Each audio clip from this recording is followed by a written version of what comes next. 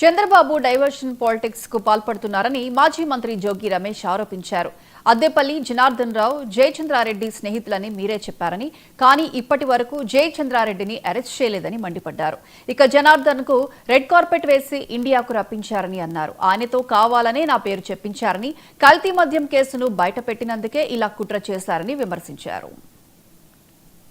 నిజంగా చంద్రబాబు నాయుడు గారిని నేను అడుగుతా ఉన్నా, ఎందుకు ఇంత డైవర్షన్ పాలిటిక్స్తో ప్రభుత్వం ఏదైనా ప్రతిపక్షంగా అక్కడ ఇబ్రహీంపట్నంలో ఇట్లా జరుగుతూ ఉంటే మీడియా మిత్రులు చెప్తే అక్కడికి వెళ్ళి దాన్ని బాహ్య ప్రపంచానికి అందరికి కూడా చూపించి ఈ విధంగా జరుగుతూ ఉంది, ఈ విధంగా జరుగుతుంది, దీని మీద యాక్షన్ తీసుకోండి అని చెప్పేసి ప్రధాన ప్రతిపక్షంగా మేము డిమాండ్ చేస్తే దాన్ని మీరు ఇమీడియట్గా ఒక ప్రభుత్వ అధినేత ఏం చేయాలా?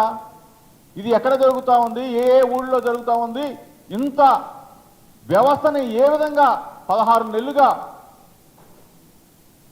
కళ్ళు కప్పి ఈ వ్యవస్థ నడుస్తూ ఉందంటే మీ పాత్ర లేదా? మీ పెద్దల పాత్ర లేదా?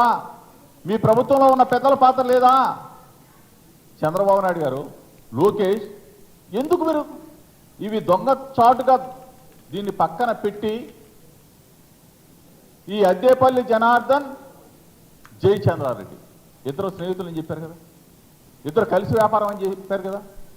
జయచంద్రారెడ్డికి ఇంతవరకు కనీసం నోటీసులు ఇవ్వాల, అతను పిలిపించాల, అతను అరెస్ట్ చేయాల, అతని పిఐని అరెస్ట్ చేయాల, అతని బామ్మర్దిని అరెస్ట్ చేయాల.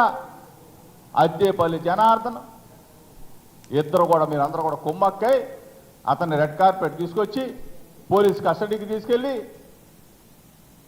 జడ్జి గారి ముందు పెట్టి తర్వాత అసలు అతను ఒక చాటింగు, ఫోన్ ఏమో ముంబైలో పోయిందంటాడు,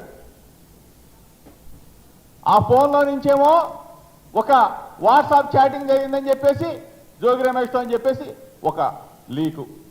నేను